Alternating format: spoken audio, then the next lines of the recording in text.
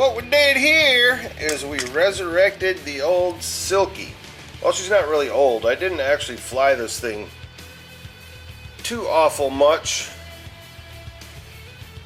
before I bent a standoff, and then I got onto other things, and it's hung on the shelf for a while, so it's still pretty fresh.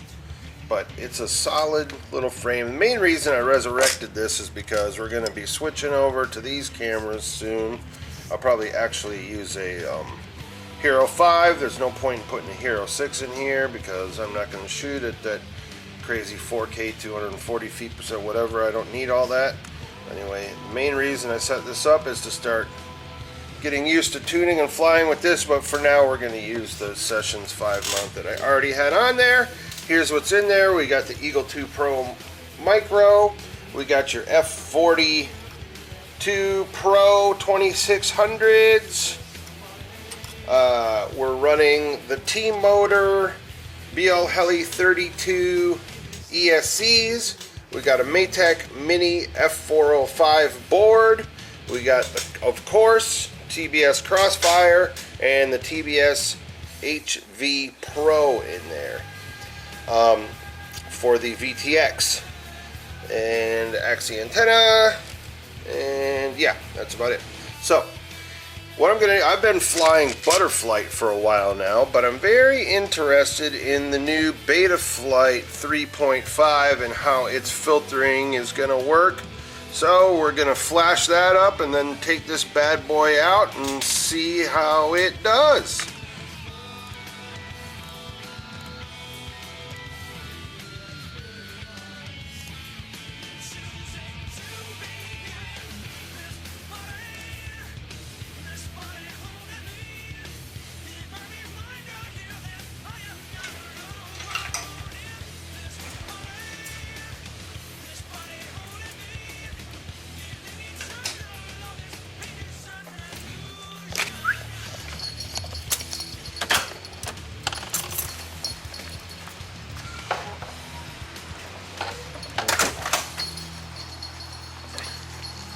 Alright, so we are locked and loaded with the Silky.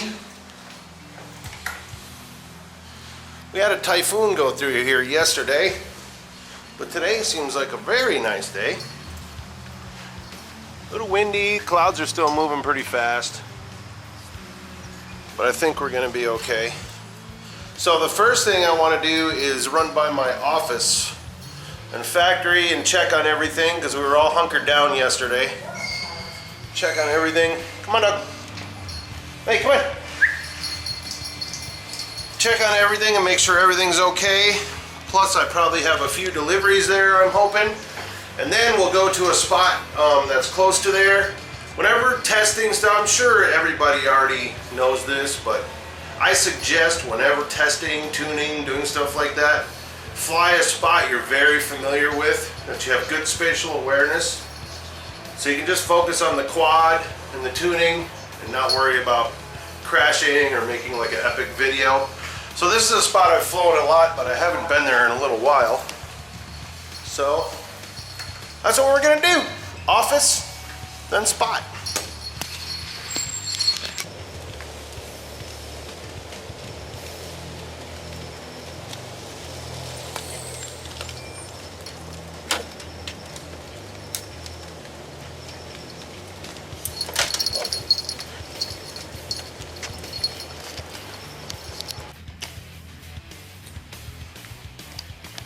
Well, everything seems to have survived the storm here.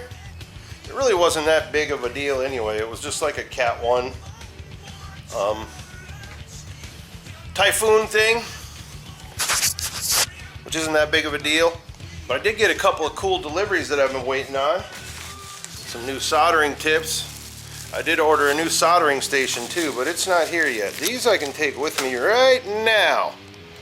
And I ordered these cool things. I'm glad they came here because my build bench is an absolute freaking mess. So I'm gonna use this. It comes with these little spacers here. These things are all individual, so if I want to expand, I can slide more on here. They all slide together with these little slots and all lock together into one thing. And I wanted ones that the drawer is all the way removable so that I can pick through it if I need to. So that's really cool. Even got little labels on there so I can write motors or camera or whatever I want on there. So I'm glad I got that. And another cool thing I got, this is for my the scooter that I rode here on, which is like my pack mule go to work type scooter.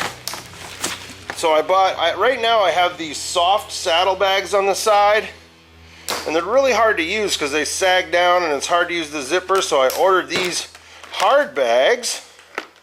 Look at that. They're waterproof, and they come with these nice brackets right here. So come Monday, today's Saturday, so come Monday, I'm gonna figure out how to mount these bad boys on my scooter. Freaking cool. I hate those saggy bags.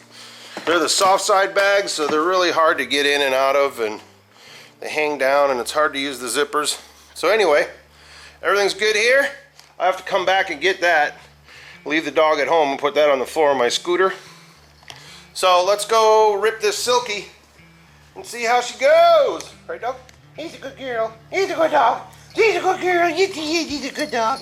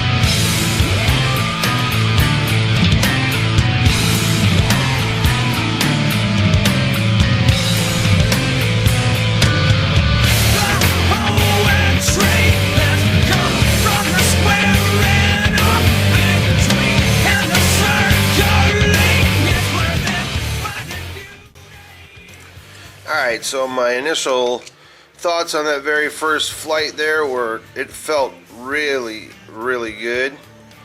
Just the teeniest bit of bounce when I was really hitting it hard.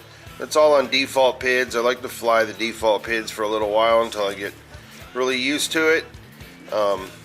One thing I did, the one thing I remembered is I just changed this to 32 kilohertz, 32 and 8, and it's only at like, it's at like 40 to 44%, 40-ish CPU, which isn't bad back when they changed to Betaflight 3.0. Back in the day, you know, we only wanted like 35, but Boris and company has said even up to 50 can be okay with the latest firmwares.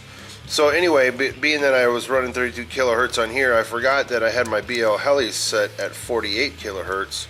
So I just changed this to change the BL Heli to 32 kilohertz just to see what would happen. But other than that, it felt really good. Maybe a little tight in the middle of the stick, but I'm not really sure yet. I'll fly it again and check it out. And so yeah, let's take it out and give it another rip and see how it goes now. So here we are at good old Bando Island. I'll fly this side over here that nobody's really flown. As many times as we've all been here, nobody ever flies over here. But I'm telling you right now, the wind is ridiculous. I expect it's going to blow my quad all over the place. I came here thinking all these tall buildings would like block the wind, but I think it's like funneling the gusts. Seems to be pretty calm right now, but then a gust comes along and just whoosh. So I don't know. We'll see if we get any video worth of crap in the post-typhoon winds. It is a beautiful day, but you can see up there them clouds are still hauling. They're still hauling booty, chasing the typhoon that blew through yesterday. Good thing is it cooled it down a little bit. But we'll see. It's still August. August is fucking brutal here. Brutal. I mean, it feels like it's like cooking the meat inside your skin sometimes. So, anyway, here we go.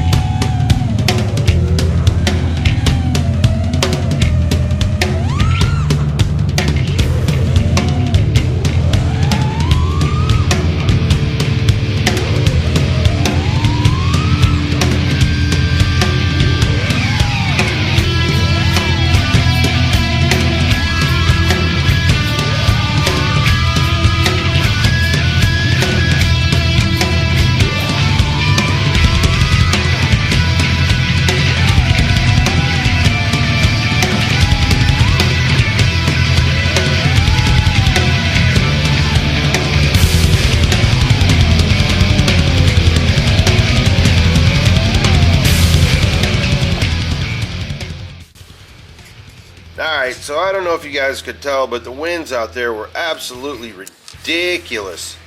Tossing the quad all about. It was really hard to hit those gaps in those holes. So it's kind of hard to tell what was going on, but I can tell you the stick felt a little too tight in the middle. Now this is something I'm really liking that I found out on my first day experience with the 3.5.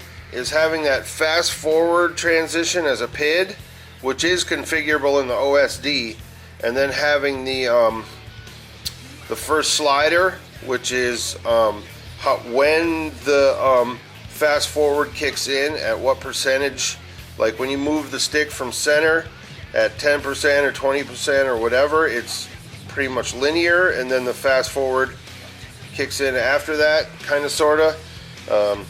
Bardwell does a little better job explaining that. But anyway, having that separated instead of just like your set point weights is really cool.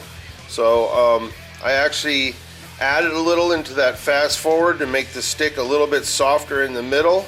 I think I have it at like 25% right now. and I took it out and flew it again, and it was a little much. So I'm going to back it off to about 15%.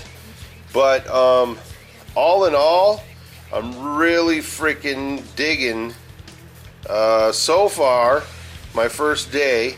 Really digging the Betaflight 3.5, and I'm really liking the way the filters are set up now, and having that fast forward transition, and being able to then set the center sticks separately instead of having to like use your P to get it super tight, and then using the set point weight for the stick, having those all separate and configurable.